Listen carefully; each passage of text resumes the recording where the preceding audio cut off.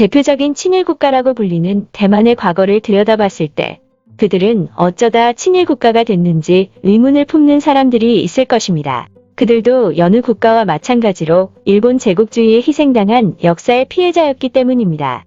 대만은 친일 이미지가 워낙 강해서 독립운동을 하지 않았을 거라고 생각하는 사람들도 덜어 있지만 대만도 일제에 항거하여 대만 독립운동과 항일 저항을 꾸준히 했었습니다. 그리고 수많은 사람들이 목숨을 잃었죠.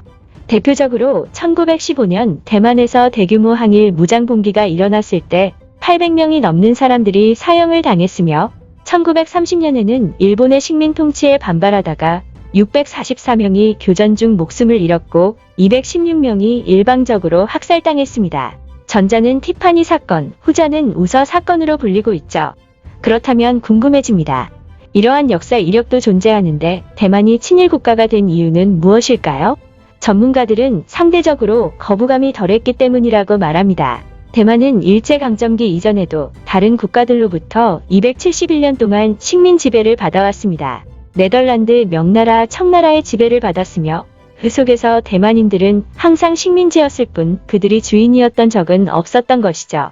그런 대만인들에게 일본 제국은 그저 새로운 지배자였을 뿐이었습니다. 일제강점기 당시 한국인들에게 일제는 민족성을 말살한 증오의 대상이었지만 대만인에게는 그런 상황이 익숙했던 것입니다.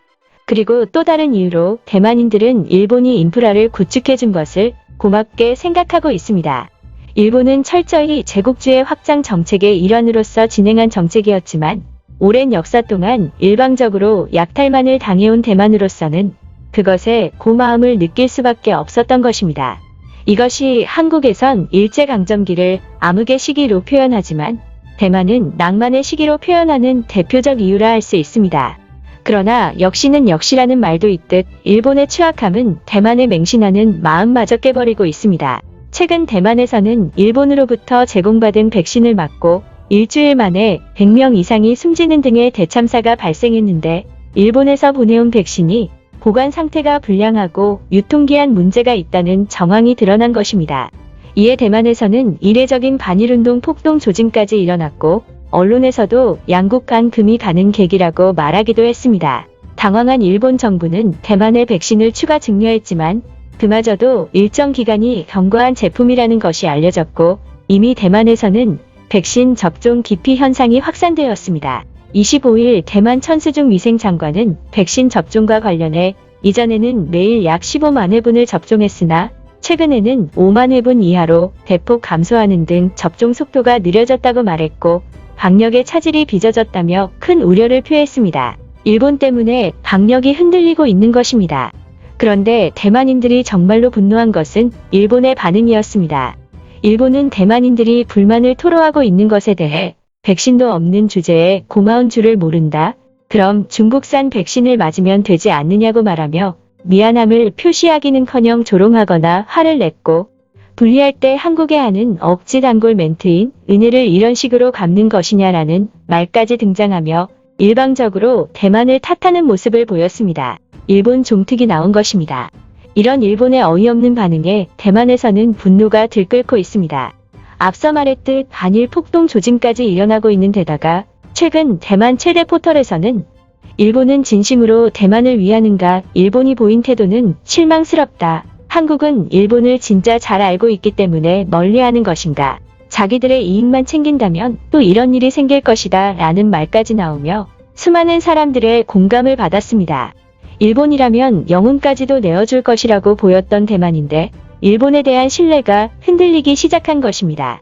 한편 이를 본 일본인들은 한국 때문에 일본이 망하고 있다는 어이없는 반응을 보이고 있는데요. 자세한 일본 반응 알아보겠습니다.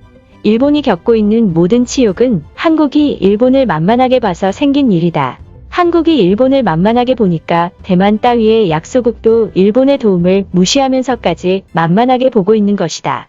결론은 중국 이상의 군사력을 만들어야 한다. 그것이 한국을 막을 유일한 방법이고 다른 국가들이 한국을 따라 일본을 무시하지 않게 하는 방법이다. 대만이 아직까지도 일본에 무례하게 군다면 특단의 조치를 취하길 바란다. 한국이 일본에 대드는 것을 보고 영감을 받은 모양인데 이러다가는 아프리카의 약소국들도 일본에 대들 지경이다. 세계 3위의 경제력과 세계 5위의 군사력을 지닌 힘을 전 세계에 보여줘야 한다. 그냥 넘어가지 않기를 바란다. 이제는 한국이 진심으로 두렵다. 대만에서 한국을 거론했다는 것은 한국의 공작부대가 대만까지 침투해 있다는 증거이다. 이미 한국은 미국, 중국, 러시아에까지 공작부대를 파견해서 일본의 안 좋은 여론을 형성하고 있다. 그런데 한국을 싫어하는 대만에까지 한국의 영향력이 닿아 있다는 것이 뭘 의미하겠는가? 어떻게 해야 한국을 막을 수 있을지 모르겠다. 한국의 목적은 일본을 전 세계의 적으로 만다는 것이다. 이미 이것은 정부 차원에서 실행되고 있다. 현재 각국의 정상들이 일본에 차갑게 대하고 있는 것은 일본이 무리하게 올림픽을 강행하려 해서가 아니다. 일본을 고립시키려는 한국의 대대적인 계획인 것이다. 교묘하게 팬데믹 상황의 계획을 실행하는 한국의 치밀함이 무섭다. 스가가 총리가 됐을 때 한국과 관계를 악화시키려는 것을 막았어야 한다. 멍청한 자민당 추종자들을 어떻게 해서든지 설득시켜야 했다. 한국은 스가가 총리가 되기만을 기다렸을 것이다. 그들은 스가가 무능하다는 것을 알고 있었기 때문이다. 아마 스가도 자신이 능력이 부족하다는 걸 알았기 때문에 무리하면서까지 미국에 매달린 것이겠지. 한국 때문에 대만도 일본의 은혜를 무시하게 생겼다. 항상 느끼는 것이지만 일본은 과거에 다른 국가들이 성장할 수 있도록 도와줬는데 돌아오는 것은 증오다. 대만까지 일본에 저런 말을 하고 있다는 것은 일본으로서의 자존감을 떨어뜨리고 있다. 한국을 어떻게 해야 할까? 정말 당장 전쟁이라도 하고 싶을 지경이다.